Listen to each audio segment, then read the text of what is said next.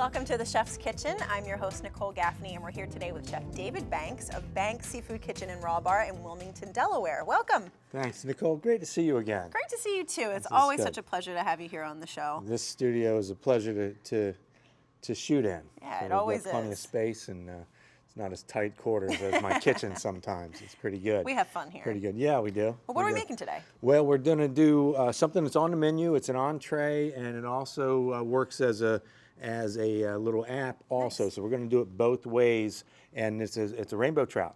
And it's cornmeal crusted, and it's got a little bit of influence of Brie cheese and bacon and tomato, which is a great flavor combination. Any way you cut it, you can make a sandwich from Brie, bacon, and tomato, and it's pretty darn good. I put it on a trout, a little frisee and parsley salad. Saffron sauce. We're going to make a saffron and paprika sauce. So a few of the things we've done ahead. One of the things is a nice little fish fumet. With the ingredients of any trimmings of the fish that we have, any bones that we have, we make just a little fumet, and that is simply bay leaf and thyme, light simmer, parsley stem, little onion. Fumet just being a fancy word for a stock? Fumet being a fancy word for a stock. There you go. That's leave it to the French to make stock sound sexy. We're going to put some bacon. This is an applewood bacon. Okay. We're going to throw it in the oven and then just let it get crispy. and do our thing. So we're going to drop it right in the oven. Now, you don't often see... I could have cooked it ahead, but it's really good. Straight out of the oven. We'll have it nice and fresh. Straight out of the oven. You don't see a lot of chefs do seafood and cheese together, but I think it's one of those rules that's made to be broken. It is, and I agree with it. In both hands, which is really interesting because I've seen, one of the cheeses that goes really great with seafood is Parmesan cheese, and it's really strong, and it can make it outlandish. But I've seen some stuff that I don't agree with. I've seen blue cheese on fish. I'm not going there. I refuse. It's probably good. I like blue cheese. I like fish. I could probably call myself out and say this is really good. But Brie works really well. I'm going to do the sauce. Okay. And let's see if we can figure this out. So you just cut up some saffron, it looks like. I mince it a little bit because it's very expensive. And it also, that way it doesn't get lost in my strainer. When I strain that sauce save out. It all. And this has to be what, like a couple $100 worth of saffron right here? Yeah, it's not as pricey as folklore has led it to believe. Right. But it is a painstaking process to harvest it. So that's why it costs so much. But it is a great flavor. Too much saffron will battle many wines. One of the things that we do is we choose wines that really pair well with seafood. And they can go from Rieslings to Pinot Noir. They're really thought out. Our list is fairly aggressive, but is not a lot of items that don't sell on it. Right. Well, so you're moving it. You have a staff that really knows their stuff, and they're really good at recommending the right pairings for each dish. It makes for a good experience. It makes for great hospitality. It makes for the whole deal if you choose to drink wine with your meal. You made quick work of those shallots, by the way, I have to point out. I should make you do more work. What we're going to do is we're going to make the sauce here. Okay. A little butter. A little butter, which is going to actually turn into my roux. All right. Which is then going to turn into my thickened sauce. And we're going to dump that in, and we're not going to let those get a lot of color. Okay, just if you wouldn't mind just working those around with that spoon, that would be great.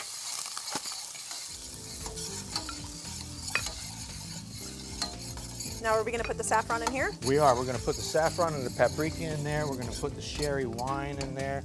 These recipes are on the. You can put that spoon right back in there. Got it. We won't lose track of it. All these recipes are on the website. Absolutely. We'll return with more from the Chef's Kitchen. We now return to the Chef's Kitchen. One of the things I think, and I'm going to tell you a tip and technique about roux and thickening things, pretty simple. We're sweating those shallots in that butter. Okay. That little bit of yellow is coming out. Yeah, just from your knife. I cut the shallots on right with the saffron, so Saffron that's gives there. such an awesome color. It does. So we're going to take the saffron. Okay. I can always put more in, but I can't take it out. That's a great rule of thumb. And what's this here? And that's a little paprika. All right. So on the menu, I've called it a paprika and saffron sauce, and that is that's what that is. And I'll tell you, one of the things that you do with when you're trying to, roux is a thickening agent. Roux will take your, it looks good. It looks rich already. It does. Roux will make a liquid tighten up. Measuring a roux is a necessity, and generally it's 1-to-1. All right. 1-to-1 meaning fat to flour? Right, 1 ounce of fat and 1 ounce of flour. It could be oil, it could be butter, it could be duck fat, could be anything. But if you ever did it by the recipe, you would see 2 things happen. You'd see it lose its shine, and you'd see it pull itself away from the wall. When you put the flour in, and you'll have enough flour when it loses its shine and pulls itself away from the wall. I'm not going to worry myself to death about that bacon, but I'm going to look at that bacon. So I'll take a peek at it. Go ahead. Take a towel in case it needs to be rotated. No, it's good. We're good? Yep. I see it curling out of the It's corner of my curling, eye. but it's not crispy. You want it really nice and crispy? No, not Okay. super crispy. I like, there's a big fight in the house. Yeah, mine too. I like my bacon not that crispy. Oh. And, but I like bacon, so I'll go either It's not to way. love, honestly. What's not to love, exactly right. So, cooking your roux out just a little bit, Just to kind of get rid of that right? flour, We're raw gonna flour We're going to flavor. deglaze it with sherry. Nice.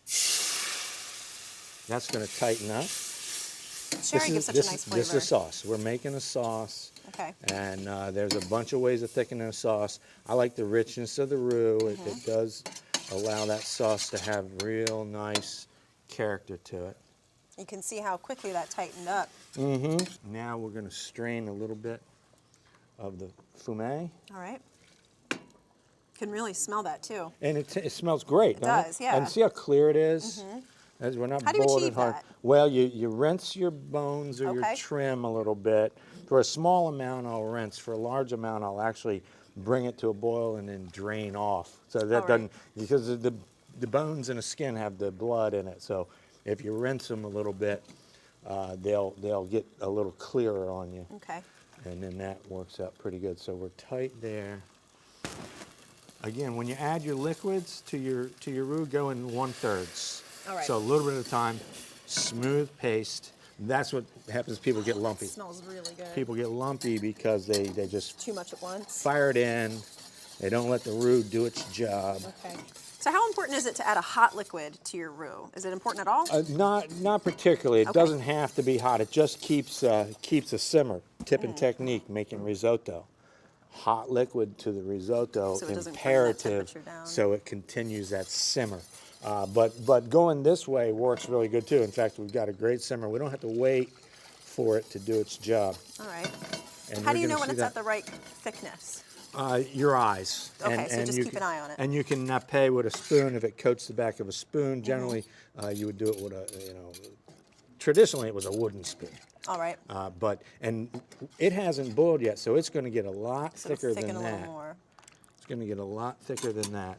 And then we're going to cream this a little bit with a little bit of half and half. Now we're going to just let that simmer. It'll do its job. And that's going to be good. And how do you like that? Bacon looks good. All right. It's pretty crispy, but I don't think it's too crispy. You I don't, think huh? that's, You don't think that's too crispy? I don't. Maybe on the outside, but I think on the tell inside you. it's perfect. Okay.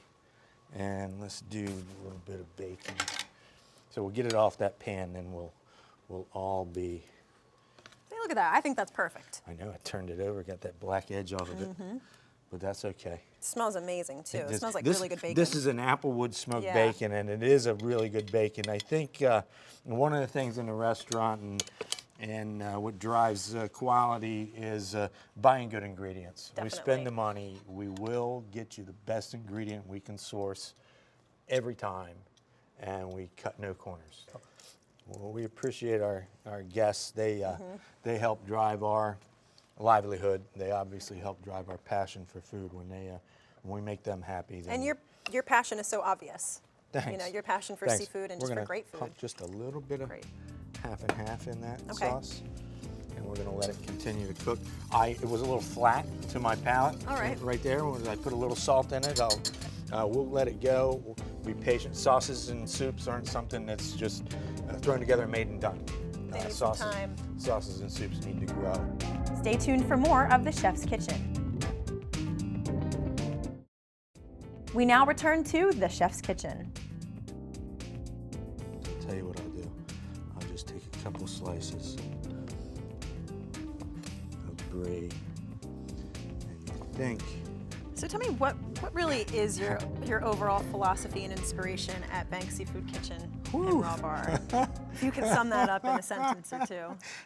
My overall philosophy, I'll tell you, quality is not negotiable. I would say that is really something that we believe in. I believe in. It shows in It definitely shows. every plate, every day, lunch, dinner. I think the other philosophy is give the customer what they want, and then that earns me the right to give them what I want. Yeah, right. So yeah, we can just do tuna and swordfish and red snapper, and that would be great. But we want to do tuna, swordfish, red snapper, trout, and hapuku, and stone bass, and paichi, and all these other triple tails and triggerfish, and all these other Right. fish that we bring in. 6 to 7 fin fish every day on this It's menu. amazing, and constantly changing, constantly too. changing for the seasons, constantly changing for everything. And when I say everything, I mean the seasons and the locale and the regions. And where do you source a lot of your fish from? All over the place? How come I'm doing all the work? Pick some. Give me a job pick some- here. Well, pick some stuff here. I do. I source a lot of mail order. I've got my lobsters are one of our pride and joys. And tell me about that a little bit more. You have Lobster Sundays. Lobster where you Sundays. have an awesome deal We going on. we do a traditional New England lobster bake, and that is a steamed 1.5 pound lobster, a Nice. bowl of New England clam chowder, and blueberry cobbler. Maine and blueberries? Maine blueberries. Fantastic. And organic even. Nice. And then and then also corn on the cob in season, and what else is on that? Boiled potatoes. So potatoes, like the corn, classic and seafood bake. clams or mussels, your choice. Okay. And that really is Sunday lobsters. Great deal. 3-course, I think 3-course with the soup and the lobster and the cobbler. I think I'm at $42, which You really is can't a beat really that good. It's a anywhere. pound and a half, fresh Maine lobster. And everything from scratch, Hard obviously. shell, everything from scratch. It's a quick, easy meal, and it's just really a lot of fun to do. And you have the lobster tank right in the restaurant, We too. do. We have a lobster tank right as you step into the kitchen. I've got a beautiful open kitchen. It's open from It's floor to awesome. ceiling, not Amazing. just a countertop where you see the tops of people's heads, but a full kitchen. We're clean, and we're really a great interior design, and it's very inviting and very comfortable in an Fantastic. elegant way. So we have our sauce made. We've started picking our composed salad right there. All I need to do is dice a tomato here. All right. And where's the trout from? This is a Idaho Okay. rainbow trout. Nice. It's one of those fish that I can offer at a great value. Which is great to note, because fish can be very expensive. Seafood is definitely notorious for being a bit pricier in restaurants. So being able to offer your customers something that's a little bit more budget friendly, I think, is awesome. Right, I agree.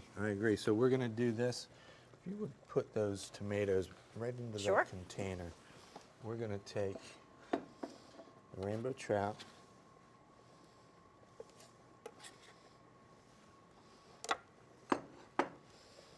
I'm going to dust it in flour. So this is just a little cornmeal? Cornmeal and flour mix. I like Okay. to mix them because cornmeal gets a little too crusty, I guess. Okay. Cornmealy? Cornmealy, right.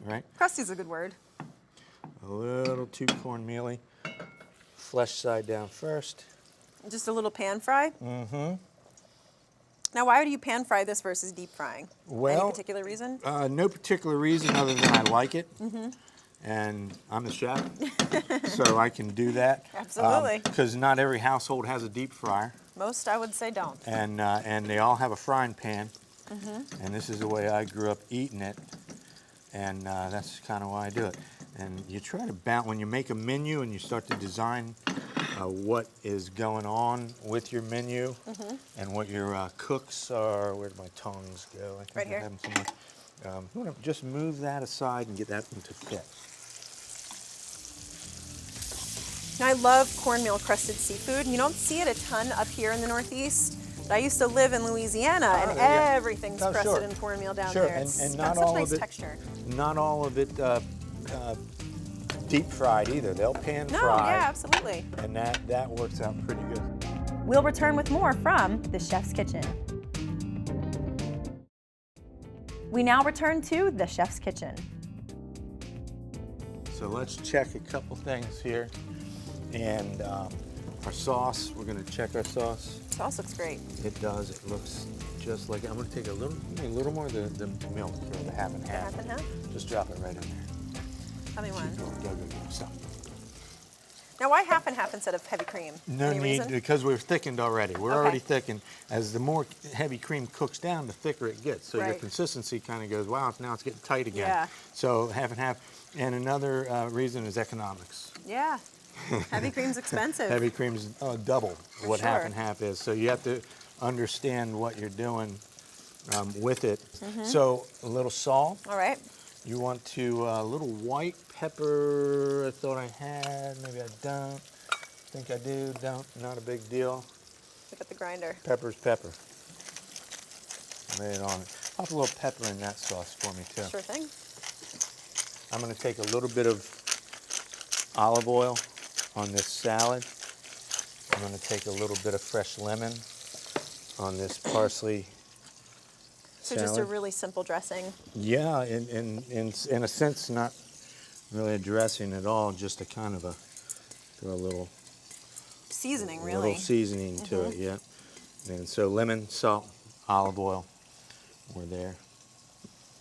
And this cooks up really quick. It's a And pretty it thin will. As soon as fish. we turn it, and we're going to put the tomato and the bacon and the cheese on it. We're going to fold it, and then we're going to be fine. Nice. You're right. I can see how that would make a really nice sandwich, too. Throw that on a piece of bread. It really does. Okay, so now you strain Now this I whole get those thing shallots out of it. Okay. And then I've got that, what the Swiss would call soigné, that nice sauce. Beautiful. Okay. Almost looks like a lobster bisque. Well, or a paprika and saffron sauce. Yeah. But yeah, it's got color to it. So we're gonna flop this over. See how we browned? Oh, nice. We're good there.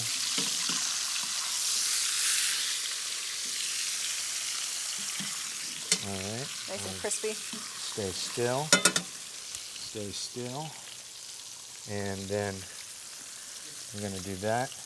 So I'm going to show you a couple variations. One, what we'll platter up is the appetizer size or the second course. What I'll also show you is the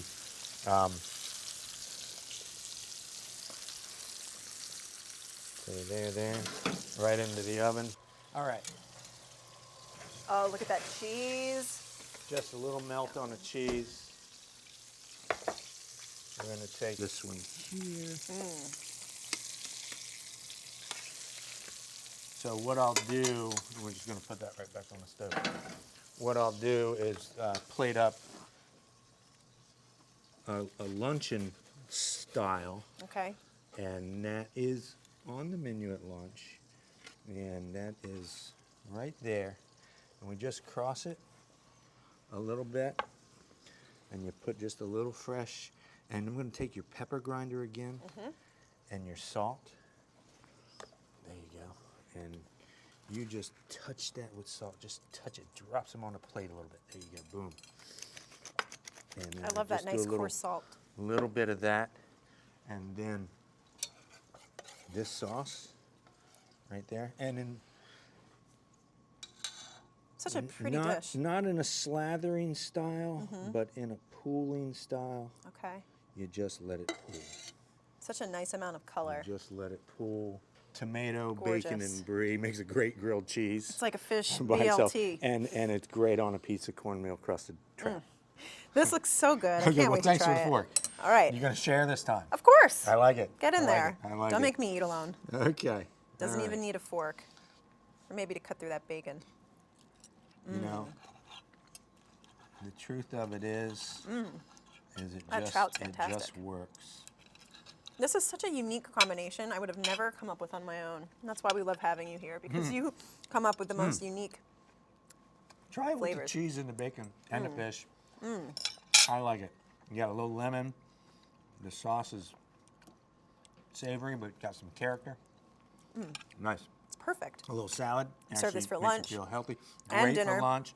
Great for us if you're doing multiple courses. This could be like the second fish course or something. Right, yeah. Or whatever. This is great. It's rich, but it's still light. I love everything about it. Well, good. I love everything about you, and I love everything nice. about Bank Seafood Kitchen and Raw Bar. Thanks. We love having you on the show. You're a doll. Thank you. Please come back and see us again soon, okay? I will. All right, great.